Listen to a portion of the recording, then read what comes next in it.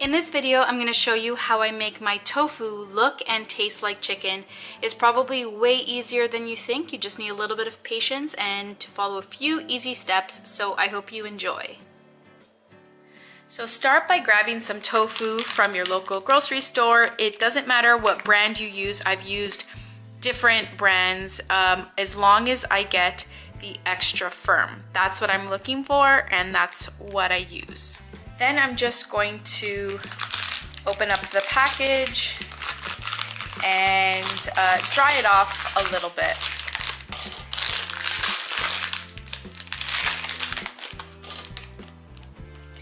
It comes with like liquid in here, so you're gonna wanna take it out of the package probably over the sink so your counter doesn't get all wet.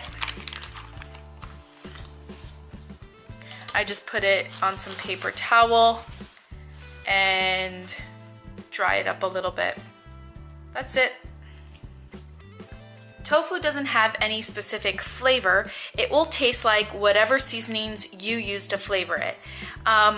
So in terms of cutting it, I often cut it in cubes. So get my knife and go straight down this way, straight down that way, and they'll be like little 1 centimeter cubes. I often just put it in a frying pan or even in the oven, like bake it at 350 for about 30 minutes, or I check the texture, and that's all good. But it looks like tofu and has like a tofu texture. The outside might be like crispy or dry, but the inside is still soft when you have a lot of the flesh. So I found a way to make it look more like chicken and taste more like chicken. I actually even tricked Jim completely. I made a stir fry with it this way, and he was like, that chicken was so tender. So I'm gonna show you how I do that. So you're gonna wanna get yourself a non-stick pan. That really helps, especially if you don't wanna use oil. Today I'm just going to use a basic cooking spray just to help it not stick to the pan, and so I don't have to use oil. But if you don't mind the calories, then oil is fine. Wow. So what you're gonna wanna do is place your pan on the stove at medium heat and get the pan a little bit warm before you place the tofu in. But I'm just gonna show you it here because there's better lighting here than where my stove is. And you don't need a knife. Here is the part that's going to make it look like chicken. So instead of cutting it in cubes, you are just going to crumble it with your hands. So basically break apart pieces, okay?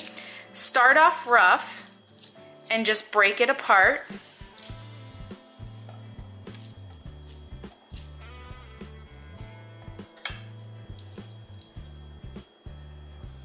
Okay, then get the bigger pieces and break them apart. Exposing more of the center spongy soft flesh and getting that on the heat and getting it more evenly cooked and coated gives it more of a firm texture, and it just really, it looks more like chicken, and then it helps to taste more like chicken rather than soft, spongy tofu. So I often just do a rough thing like this, and then while it's cooking, I continue to break things apart that I think looks like a weird shape. And if I want it to look more like chicken, I'll just cut it with my spatula. But I'll do it now. So at this point, when I'm usually doing this, it's on the stove and it's getting warm and I'm hearing the sizzling. And this is where I'll season it while it's on the stove. So I always season my tofu with the same 3 ingredients: sea salt, black pepper, and garlic powder. These 3 staples make the tofu taste delicious, whether you're frying it up on a pan or baking it in the oven. This is the perfect combination. The additional seasonings all depend on what kind of flavor I'm going for. If I want things to taste a little bit more Mexican, then I will add some like chili powder, some lime juice to these ingredients. If I want maybe more of an Italian flavor, I'll add some oregano, basil, parsley. And because today I'm making an Asian stir fry, later on I'm going to be adding some soy sauce and sweet chili sauce. So these 3 ingredients is what you need to start with, and it'll make it taste delicious. So my tofu's been sitting on the stove for about 5 minutes already, and I just, turn it every once in a while I'm cutting up my other veggies or getting the other parts of my dish ready. You might be tempted to put it at a higher heat to cook it faster, but don't. Keep it at medium heat the entire time. The longer you cook it at a lower temperature, like nice and slowly, the more it'll have the texture of chicken, because tofu is very soft and watery. And the longer you cook it at a lower temperature, it gives it time to dry out and have more of a chicken texture.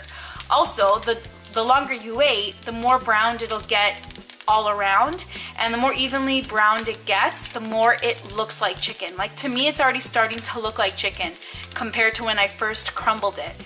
So yeah, the longer you get it browned, the longer you let it dry out, it's gonna look and taste more like chicken. So you have to be patient. There's no trick to it other than patience. And I have the least patience out of everyone I know, but I'm patient with my tofu because it makes all the difference in the world. It tastes like so much better.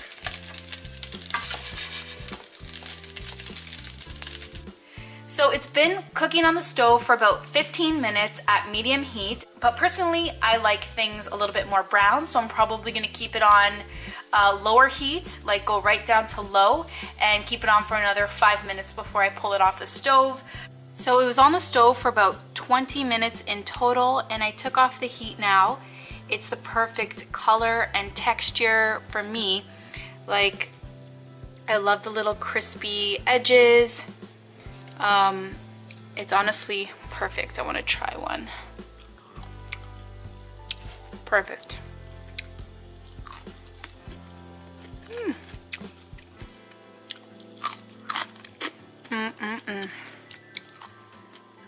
It tastes good just like this. Like, honestly, I'd eat this as a snack. I like the smaller little crispy pieces. So yeah, now I just have to combine this all with my sauteed veggies and my steamed rice. So this is the finished product, and I think it looks absolutely delicious, and it honestly tastes even better. It's all about the seasoning. So if you feel like it doesn't have any flavor, then you probably need to add a little bit more of the seasonings. While my rice is finishing up in the slow cooker, I have some vegetables sauteing on the stove at medium heat. I just put in a little bit of water to get it tender, and now I'm just going to add in some Bragg soy seasoning. If you have soy sauce, you can use that as well. And I'm also going to throw in some sweet chili sauce.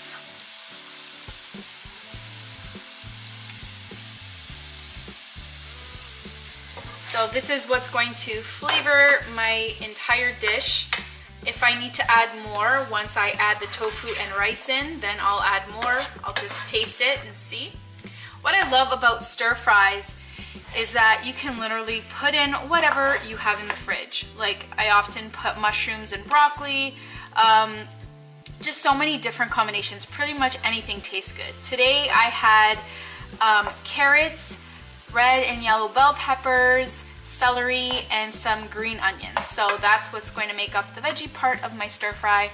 And my brown rice is almost ready, and then I'm just going to combine everything into this pan and mix it up. You don't need to worry about all the liquid that the vegetables are producing. It's mixing with the seasoning, and it's making like a nice sauce, and all the extra liquid will be absorbed by the rice and the tofu.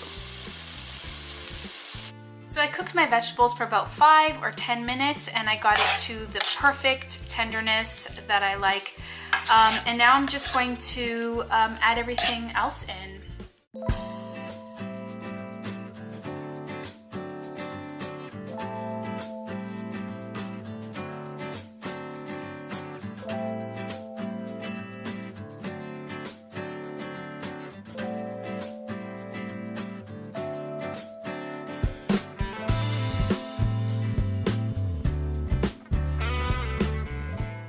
This is the finished product of the stir fry. It tastes absolutely amazing. I hope you try this recipe. Let me know if you do. I think the tofu came out perfectly. It's absolutely delicious, and I hope you enjoyed this video, guys. See you in the next one.